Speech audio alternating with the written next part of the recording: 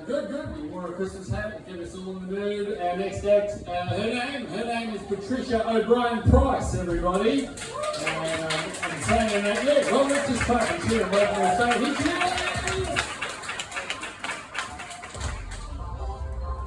Merry bloody Christmas, everyone. I'm going to ask you a question. Put your hands up if when you receive a gift that you don't like, you're re-gifted. I did that with something I won in a raffle earlier in the week. So you handball it across to somebody else. And then we get on to the smart bit about Christmas. So I've missed a bit, I'll put it in there. And this is the first time I've done this one. There are people out there, you know, if you've got friends, they spend money they don't have to impress people they don't like. There's a lot of them around. The real meaning of Christmas, of course, is the Jesus and Mary thing. And Mary gets herself pregnant. Now, for time immemorial, girls have got themselves pregnant.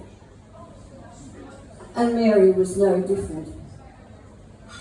But there was the opportunity to dispatch Joseph to the patent office.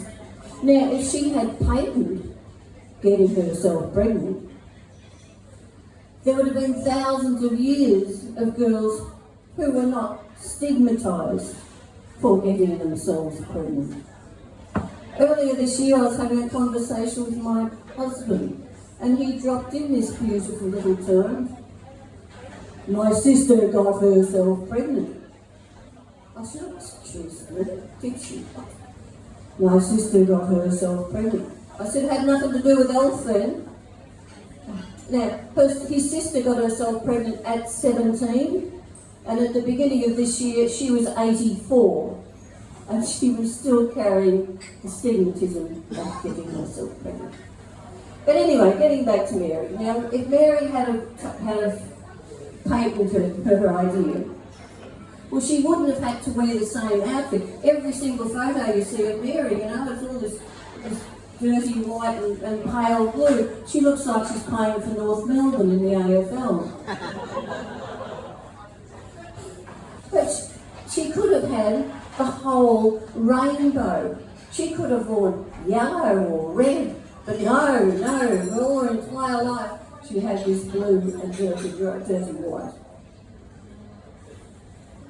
I'll tell you another little story now.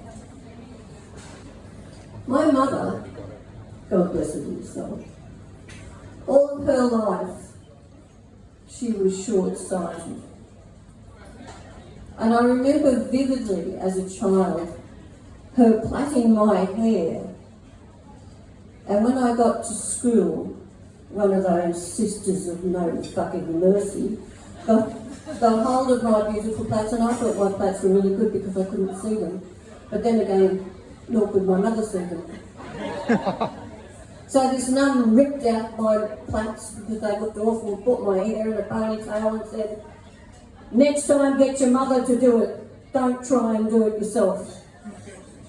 I decided that perhaps I wouldn't argue with that. At the ripe old age of 58, my mother decided, or something decided, or she had a bad day, or she was suddenly long-sighted, but she decided that she was going to get a driver's licence. Yeah. So she got her driver's licence, and to do this step and to put this in there, I had to go and get some research. So I contacted my brother in Melbourne and I said, how the fucking hell did our mother ever get a driver's licence? She couldn't see. Oh, he said, she got it at Frankston in Overton Road, and they gave a driver's licence to anybody who didn't turn up with a white cane. So she has all the elements of an elderly driver. She caught up with the 80-year-olds, you know. She's got a grip on the steering wheel and a nose on the thing. She's got her lovely brand new 1979 red Gemini. And every time you saw it, it had another dint in it. Being blind, she quickly mastered the art of parking by feel.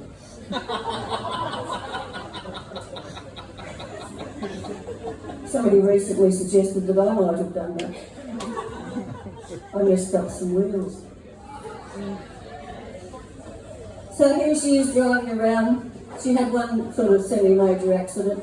Somebody ran up the backside of her when she was turning right, and I'm not quite sure that she had the mental capacity to actually manoeuvre, putting on the indicator and turning right at the same time. So somebody obviously misjudged what she thought she might do. But anyway, the car was fixed, the good old Gemini, and she drove around for another couple of years, so she must have been on the road for about 2 years, terrifying people in Melbourne. And at 60, the people who do these sorts of assessments had decided that she was legally blind. So the poor little Gemini was just retired to the scrapyard, I think. And I need to tell you that earlier in the year, I went away to the UK. Now, I'm a fully optioned celiac, and I was wanting to get a meal.